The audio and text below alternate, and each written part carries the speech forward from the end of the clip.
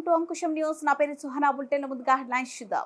భారతదేశ ప్రధానిగా మోదీ మూడోసారి ప్రమాణ స్వీకారం. ప్రధాని ప్రమాణ స్వీకారంలో కార్యక్రమంలో చంద్రబాబు, పవన్ కళ్యాణ్.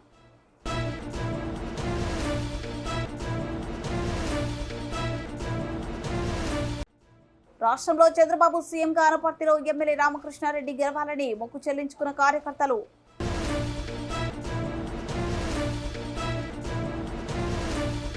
ఢిల్లీ పర్యటనలో నారా చంద్రబాబుని సత్కరించిన అనపర్తి బీజేపీ ఎమ్మెల్యే నల్లమిల్లి రామకృష్ణారెడ్డి.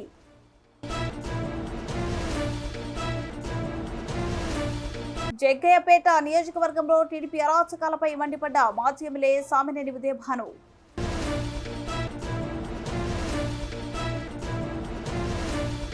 జనగామ జిల్లా కేంద్రంలో భవన నిర్మాణ రంగాల కార్మికులకు న్యాయం చేయాలి.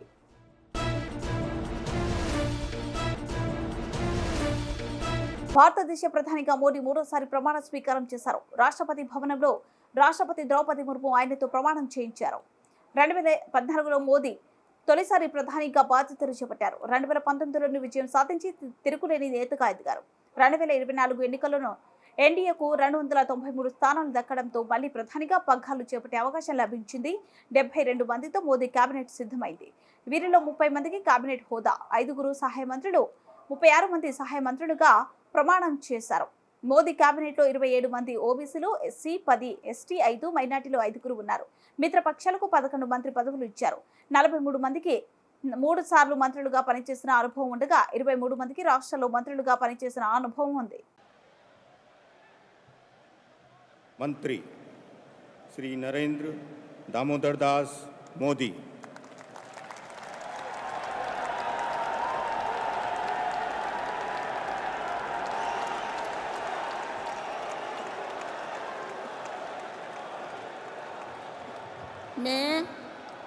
मैं नरेंद्र दामोदर दास मोदी ईश्वर की शपथ लेता हूं कि मैं विधि द्वारा स्थापित भारत के संविधान के प्रति सच्ची श्रद्धा और निष्ठा रखूंगा। मैं भारत की प्रभुता और अखंडता अक्षुण्ण रखूंगा। मैं संघ के प्रधानमंत्री के रूप में अपने कर्तव्यों का श्रद्धापूर्वक और शुद्ध अंतःकरण से निर्वहन करूंगा तथा मैं भय या पक्षपात, अनुराग या द्वेष के बिना सभी प्रकार के लोगों के प्रति संविधान और विधि के अनुसार न्याय करूंगा। मैं नरेंद्र दामोदर दास मोदी ईश्वर की शपथ लेता हूं कि जो विषय संघ के प्रधानमंत्री के रूप में मेरे विचार के लिए लाया जाएगा अथवा मुझे ज्ञात होगा उसे किसी व्यक्ति या व्यक्तियों को तब के सिवाय जबकि प्रधानमंत्री के रूप में अपने कर्तव्यों के सम्यक निर्वहन के लिए ऐसा करना अपेक्षित हो, मैं प्रत्यक्ष अथवा अप्रत्यक्ष रूप से संसूचित या प्रकट नहीं करूंगा।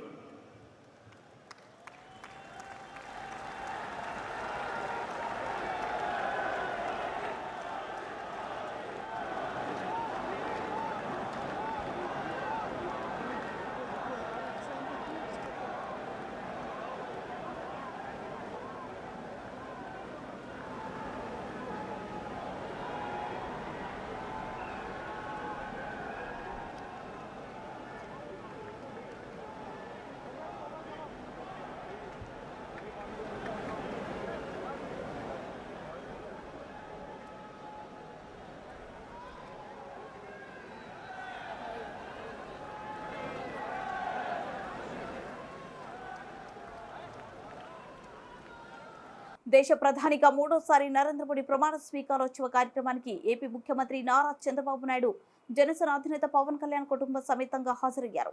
ఆంధ్రకు సంబంధించి తెలుగుదేశం పార్టీ ఎంపీ రామ్మోహన్ నాయుడు ఇతర మంత్రులు ప్రమాణ స్వీకారం చేసి అనంతరం చంద్రబాబు ఆశీస్సులు తీసుకున్నారు. और इस समय पर्दे पर पवन कल्याण, जिनके लिए प्रधानमंत्री ने अभी कहा था कि ये हवा का झोंका नहीं बल्कि तूफान है. जी हां, दक्षिण भारत में राजनीति का एक उभरता हुआ चेहरा पवन कल्याण, और यहां पर जो भी लोग आए हैं इस ऐतिहासिक ప్రధాని నరేంద్ర మోడీ ప్రమాణ స్వీకార కార్యక్రమం సందర్భంగా ఢిల్లీ పర్యటనలో ఉన్న ఆంధ్రప్రదేశ్ రాష్ట్ర ముఖ్యమంత్రిగా ప్రమాణ స్వీకారం చేయబోయే నారా చంద్రబాబు నాయుడుని మర్యాదపూర్వకంగా కలిసి సత్కరించి శుభాకాంక్షలు తెలిపిన అనపర్తి శాసనసభ్యులు నల్లమిల్లి రామకృష్ణారెడ్డి.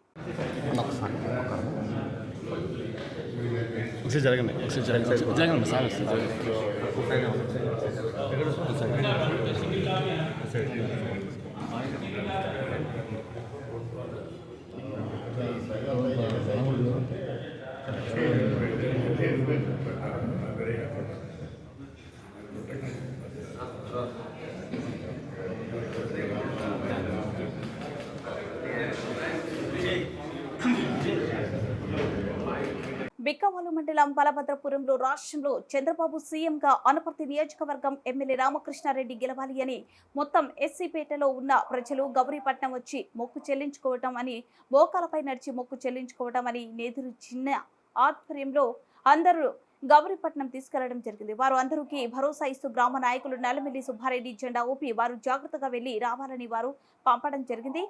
వీరితో నాయకులు చిన్నం రాఘవరెడ్డి, మల్లిడి కనకప్రసాద్ రెడ్డి, సుబ్బారెడ్డి, నాయకులు, కార్యకర్తలు, ఎస్సీ పెద్దలు, యువత, గ్రామ యువత పాల్గొన్నారు.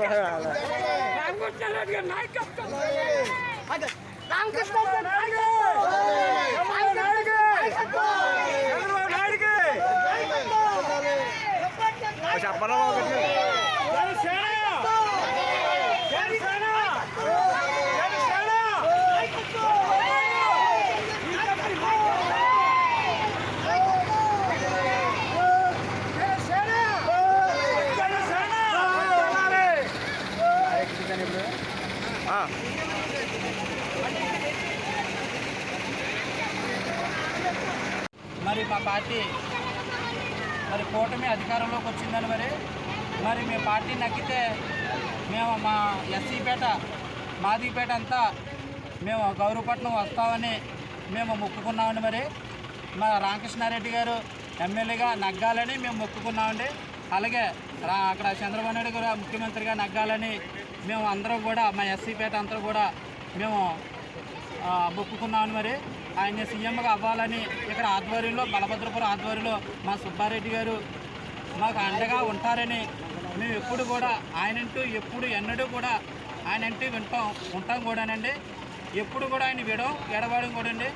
మేమంతా పార్టీగా కష్టపడి ఎప్పుడు కూడా ఉంటామండి. మరి మేము ఇప్పుడు గౌరవపట్నం వెళ్తున్నామండి. మొత్తం మా పేట ఎస్సీపేట అంతా కూడా టీడీపీ కార్యకర్తలు, జనసేన, బీజేపీ కార్యకర్తలు మొత్తం అందరం కూడా మేము గౌరవపట్నం వెళ్తున్నామండి. మాకు ఇప్పుడు సహకరించిన మా సుబ్బారెడ్డి గారు, అలాగే మన రావు గారు, దొరబాబు గారు, సుబ్బారెడ్డి గారు వీళ్ళ ఆధ్వర్యంలో మేము గౌరవపట్నం వెళ్తున్నామండి. మాకు మేము వెళ్ళి వచ్చేంత వరకు మాకు తోడుగా ఉంటారని మేము కోరుతున్నామండి. టీడీపీ దాడులకు ప్రతి దాడులుంటాయని జగ్గయ్యపేట మాజీ ఎమ్మెల్యే సామినేని ఉదయభాను హెచ్చరించారు. నియోజకవర్గంలో వైసీపీ కార్యకర్తలపై దాడులు, ఇల్లు, ఆస్తులను ధ్వంసం చేయడంపై ఆయన మండిపడ్డారు. సోమవారం జగ్గయ్యపేటలోని వ్యవసాయ మార్కెట్ యార్డ్లో వైసీపీ ముఖ్య నాయకులతో కలిసి ఉదయభాను విలేకరుల సమావేశం ఏర్పాటు చేశారు. ఈ సందర్భంగా ఆయన మాట్లాడుతూ, నియోజకవర్గంలో ఇక నుంచి దాడులు ఆపకపోతే ప్రతి దాడులకు సైతం తాము వెనకాడబోమని స్పష్టం చేశారు. తెలుగుదేశం పార్టీ వాళ్ళు వికృత చేష్టలు సభ్య సమాజం తలదించుకునేలా ఉన్నాయన్నారు. తాను ఎమ్మెల్యేగా ఉన్నప్పుడు ఏనాడు దాడులను ప్రోత్సహించలేదని చెప్పారు. వైసీపీ కార్యకర్తలను విచక్షణ రహితంగా కొట్టడం, ఇళ్లపై రాళ్లు విసిరి విలువైన వస్తువులను ధ్వంసం చేయడం, శిల ఫలకాలు, పార్టీ జెండా దిమ్మెలను కూల్చడం వంటి చర్యలపై ఉదయభాను ఆందోళన వ్యక్తం చేశారు. జగ్గయ్యపేట తెలుగుదేశం నాయకులు తక్షణమే స్పందించి దాడులను ఆపించాలని అన్నారు. కార్యకర్తలను అదుపులో ఉంచుకోవాలని చెప్పారు. పార్లమెంటు అసెంబ్లీ ఎన్నికలన్నీ కూడా ముగిశాయి. మరి కౌంటింగ్ అయిన తర్వాత మనం చూస్తూ ఉన్నాం, రాష్ట్ర వ్యాప్తంగా తెలుగుదేశం పార్టీ మంచి మెజారిటీ స్థానాలు గెలిచారు. ప్రజాస్వామ్యతంగా ఎప్పుడు ఎన్నికలు జరిగినా ప్రజలు ఇచ్చే తీర్పుకి అందరం కట్టుబడి ఉండాల్సిందే. తప్పకుండా వైఎస్ఆర్ పార్టీ కూడా ప్రజలు ఇచ్చిన తీర్పుకి మేము పూర్తిగా కట్టుబడి ఉన్నాం. ఇవాళ ఎన్టీఆర్ జిల్లా జగ్గయ్యపేట నియోజకవర్గంలో కూడా తెలుగుదేశం పార్టీ ఇక్కడ గెలవడం జరిగింది. గెలిచిన తెలుగుదేశం పార్టీ అభ్యర్థి శ్రీరామ్ తాతయ్య గారికి మేము అభినందన తెలియజేస్తున్నాం. అలానే మరి ప్రజా తీర్పుని గౌరవిస్తూ తప్పకుండా మంచి ప్రభుత్వం ఏర్పడాలి, ప్రజలకి మంచి పరిపాలన అందించాలని చెప్పి కూడా మేము కోరుకుంటున్నాం.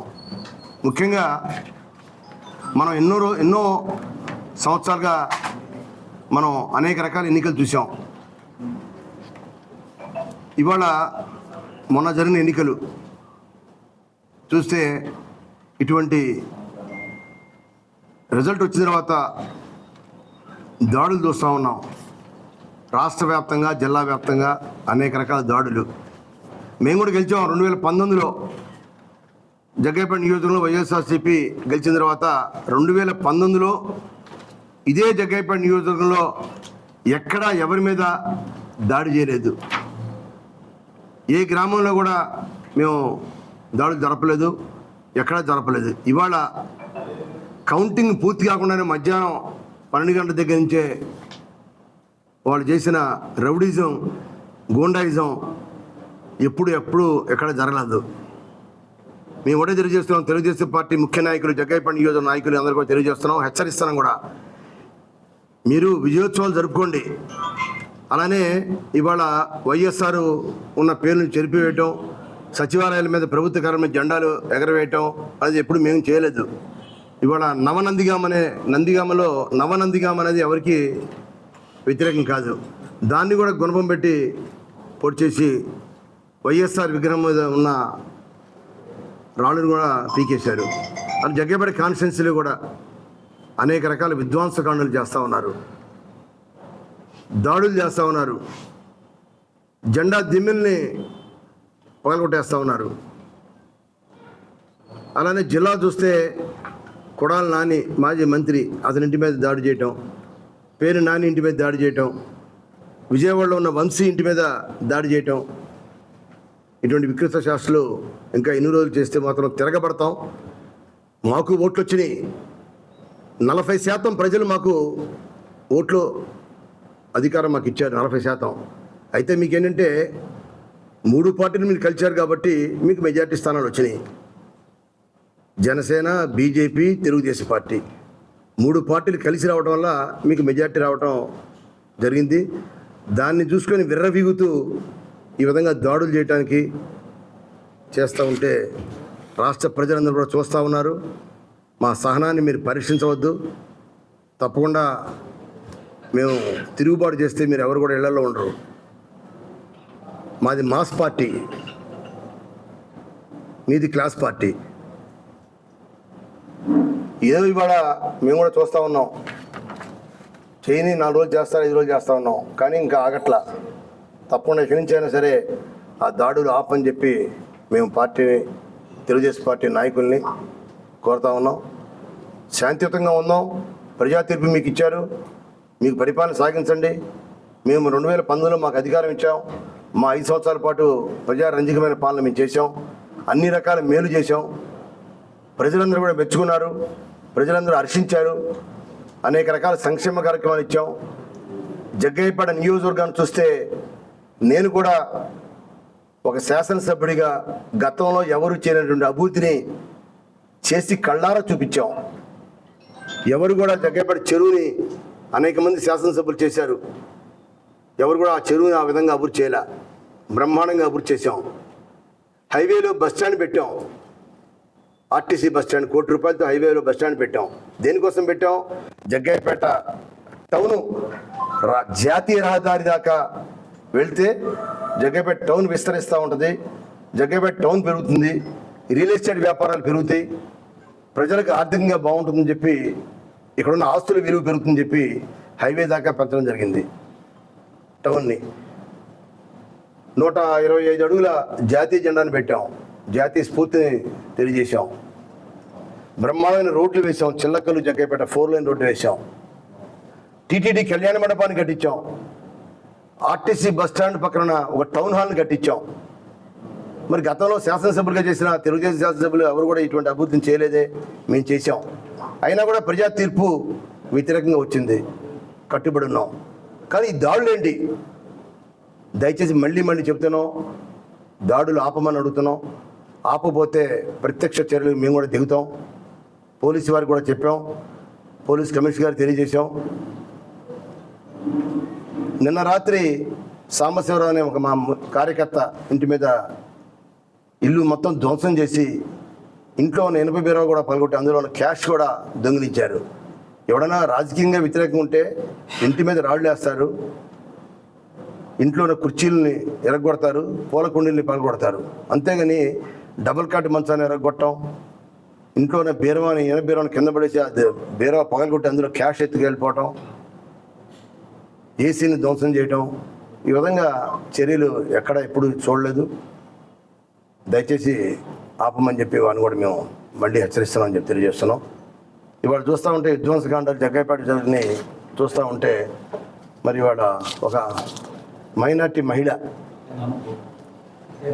విద్యానగర్ అనే చోట జనగామ జిల్లా కేంద్రంలో భవన నిర్మాణ రంగాల కార్మికులకు జరుగుతున్న అన్యాయాల కారణంగా కామల ఐలైన రాష్ట్ర వ్యవస్థాపక అధ్యక్షులు పిలుపు మేరకు జనగామ జిల్లా కేంద్రంలో జనగామ మున్సిపల్ ఆఫీస్ నుంచి జనగామ జిల్లా కలెక్టరేట్ వరకు బైక్ ర్యాలీ నిర్వహిస్తూ జై కార్మిక అంటూ నినాదాలు చేస్తూ కార్మికులు డిమాండ్లను తెలియజేశారు.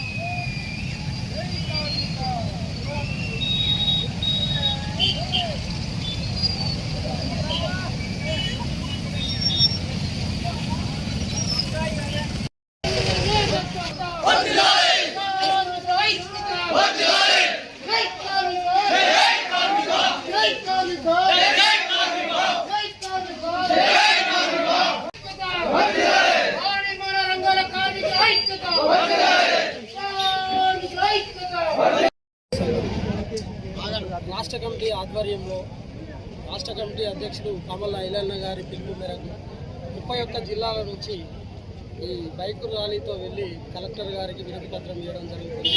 ఇది ఒకే సమయంలో ఒకే రోజున అన్ని జిల్లాలలో ఈ వినతి పత్రం ఇవ్వడం జరుగుతుంది. ఎందుకు ఇలా చేస్తున్నామంటే గతంలో కూడా మేము ఇదే విధంగా మా సంఘము దాదాపుగా 20 జిల్లాల్లో ఉంటే అప్పుడు 18 జిల్లాల్లో కూడా మేము కలెక్టర్లకు వినతి పత్రాలు ఇచ్చినాము. అదేవిధంగా ఏఎల్ఓ గారికి ఇచ్చినాము, డిసిఎల్ గారికి ఇచ్చినాము. రీసెంట్లీ పోయిన సంవత్సరమే 7వ తారీఖు 8వ నెలలో 2023లో మేము జేసీఎల్ గారికి కూడా వినతి పత్రం ఇవ్వడం జరిగింది.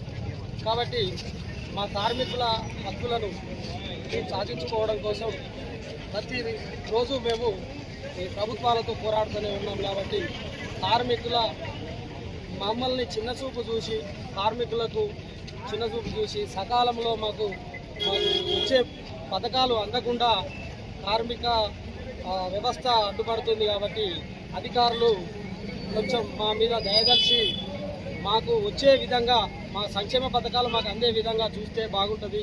లేదంటే మేము చిలికి గాలివాన అయినట్టుగా మేము లక్షలాది మందిమే ఉన్నాము. మేమంతా కలిసి గత ప్రభుత్వం మీద ఒత్తిడి తీసుకొచ్చినప్పుడు అసెంబ్లీలో నిండు సభలో అందరి ఆధ్వర్యంలో మేము ఇంకా పెద్ద ఎత్తున చేసే అవకాశాలు కూడా ఉన్నాయి. దయచేసి ఇప్పటికైనా కానీ మేము కోరే కోరికలు మేము వాళ్ళ ఇంట్లోకెళ్ళి ఇచ్చేటి కాదు, ప్రభుత్వాలు ఎమ్మెల్యే ఇంట్లోకెళ్ళో లేకపోతే మంత్రి గారి ఇంట్లోకెళ్ళో ఇచ్చేటి కాదు. మేము చేసే ప్రతి పని మీద 1% వసూలు చేసి వెల్ఫేర్ బోర్డులో వేస్తారు. అది మా సంక్షేమ నిధి కాబట్టి ఆ సంక్షేమ నిధిలో మాకు ఖచ్చితంగా పింఛన్ సౌకర్యం కోరుతున్నాం, ఈఎస్ఐ హాస్పిటల్ సౌకర్యం కోరుతున్నాం. మేము అదేవిధంగా మాకు కార్డు 60 సంవత్సరాలు నిండిన వెంటనే కార్డు తొలగియడం జరుగుతుంది, సభ్యత్వం తొలగియడం జరుగుతుంది. ఆ సభ్యత్వాన్ని మా కార్మికుడు బతికినన్ని రోజులు కూడా మా సభ్యత్వాన్ని కొనసాగించే విధంగా ప్రభుత్వం చూడాలి. టీఎన్ఆర్కేఎస్ రాష్ట్ర కమిటీ ఆదేశాల మేరకు కామల్ల ఐలన్న గారి నాయకత్వంలో ఈరోజు కార్మికుల వైఖరాలతో వస్తున్నామంటే దానికి కారణము అన్ని జిల్లాలలో రాష్ట్ర వ్యాప్తంగా అన్ని జిల్లాలలో ఒకే రోజు కలెక్టర్ గారికి వినతి పత్రం అందించడం జరుగుతుంది. కార్మికుల డిమాండ్స్ పైన మేము గత ప్రభుత్వంతో ఎన్నోసార్లు కొట్లాడినాము, ధర్నాలు చేసినాము, నిరాహార దీక్షలు చేసినాము, కలెక్టర్ గారికి వినతి పత్రాలు ఎన్నోసార్లు ఇచ్చేసినాం. అయినప్పటికీ మా మీద దయదర్శన కార్మికులను చిన్నచూపు చూస్తున్నారు. పోయిన ప్రభుత్వం పోయినా పర్లేదు, కానీ ఈ ప్రభుత్వం అన్న మమ్మల్ని దయదలిచి మా పేరు మీద మా కార్మికులకు అయినటువంటి 50 సంవత్సరాలు నిండిన కార్మికుడు పనిచేసుకోలేడు. కాబట్టి దయచేసి కార్మికునికి 5,000 రూపాయలు పింఛన్ ఇవ్వాల్సిందిగా మేము కోరుకుంటున్నాను. మరియు భవన నిర్మాణ కార్మికులు ఎన్నో బిల్డింగ్లు, అందాల బిల్డింగ్లు, కలెక్టర్ ఆఫీసులు కానీ మా భవన నిర్మాణ కార్మికులు కడుతున్నారు. అయినప్పటికీ భవన కార్మికునికి సొంత గూడు కూడా లేకుండా ఉండింది. కాబట్టి పక్క ఇల్లు ప్రతి కార్మికునికి పక్క ఇల్లు కట్టించవలసిందిగా మేము గవర్నమెంట్ కోరుకుంటున్నాము. ఈ వైఖరాలతో ఇప్పటికైనా మమ్మల్ని గుర్తించి మా కార్మికుల సమస్యలు పరిష్కరించాలని చెప్పి కోరుకుంటూ జై కార్మిక. బులెటిన్ ముగించే ముందు హెడ్లైన్స్ మరోసారి. భారతదేశ ప్రధానిగా మోడీ 3వ ప్రమాణ స్వీకారం. ప్రధాని ప్రమాణ స్వీకారంలో కార్యక్రమంలో చంద్రబాబు, పవన్ కళ్యాణ్.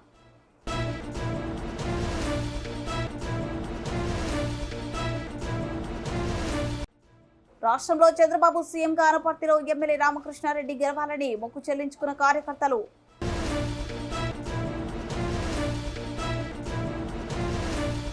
ఢిల్లీ పర్యటనలో నారా చంద్రబాబుని సత్కరించిన అనపర్తి బీజేపీ ఎమ్మెల్యే నల్లమిల్లి రామకృష్ణారెడ్డి.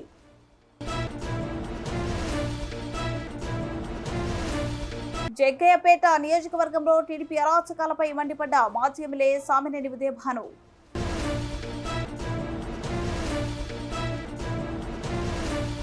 జనగామ జిల్లా కేంద్రంలో భవన నిర్మాణ రంగాల కార్మికులకు న్యాయం చేయాలి.